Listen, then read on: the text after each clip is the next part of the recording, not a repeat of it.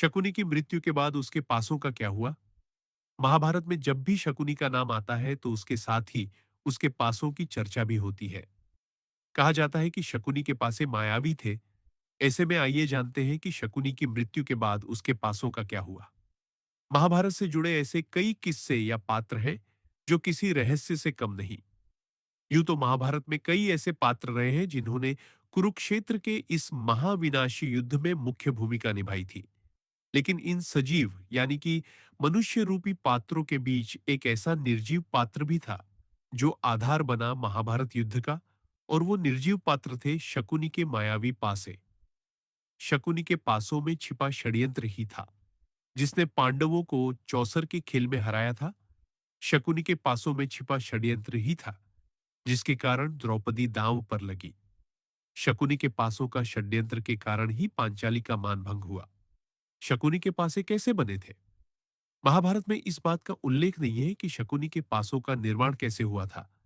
लेकिन कई अन्य ग्रंथों में इस बात का उल्लेख मिलता है कि शकुनी के पासे मायावी इसलिए थे क्योंकि उन्हें शकुनी ने तंत्र विद्या से तैयार किया था। जब शकुनी की बहन गांधारी का विवाह धृतराष्ट्र से हुआ था, तब एक अंधे से बहन का विवाह देख शकुनी के मन में असीमित क्रोध और घृणा जाग उठी। शकुनी ने इसी घृणा के चलते पहले तो कौरव वंश का विनाश करने की योजना बनाई, मगर बहन के कारण शकुनी ने कौरवों को पांडवों से अलग करने एवं कौरव ज्येष्ठ पुत्र को राजा बनाने का षड्यंत्र रचना शुरू किया। इसी षड्यंत्र के चलते जब शकुनी के माता और पिता का निधन हुआ था, तब शकुनी ने अपने पिता और माता की हड्डियों से इन मायावी पासों का तंत्र मंत्र के सहारे निर्माण किया। शकुनी के पासों की क्या विशेषता थी?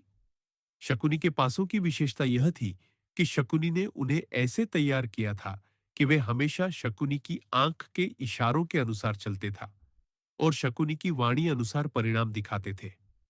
चौसर का खेल जब खेला गया, तब शकुनी के अनुसार ही पासों पर अंक आते थे। इसी कारण से पांडव खेल में अपना सारा राजपाट हार गए थे। शकुनी के पासे मायावी है, यह सिर्फ श्री कृष्ण को पता था। शकुनी की मृत्यु के बाद उसके पासों का क्या हुआ? शकुनी की मृत्यु के बाद उसके मायावी पासे अर्जुन ने ले लिए थे। असल में हुआ ये थे कि जब शकुनी का वध पांडुपुत्र सहदेव ने किया, तब उसके बाद पांडव शकुनी के शिविर में पहुंचे। वहां कौरवों ने शकुनी के पासों को बहुत ढूंढा ताकि उन्हें नष्ट किया जा सके, लेकिन पासे नहीं मिले क्योंकि श्री कृष्ण ने उन पासों को पहले ही अपने हाथों से मसल कर राख कर दिया। मगर ये अंत नहीं था। शकुनी ने अपने पासों को कुछ ऐसे बनाया था कि पासों पर जल पड़ते ही वह पुनः सक्रिय होकर अपने रूप में आ जाए। यही हुआ भी। जब अर्जुन की पासों के चूरे यानी कि राख पर नजर पड़ी तो उन्होंने उसे समुद्र में बहा दिया। जल के स्पर्श से पासे अपने रूप में दोबारा आ गए और कलयुग के आगमन पर पहले कलयुगी व्यक्ति को मिले, जिसके बाद जुए का खेल फिर से शुरू हुआ और आज भी कलयुग में इसे खेला जाता है। अगर आपको ये स्टोरी अच्छी लगी है तो इसे शेयर जरूर करें।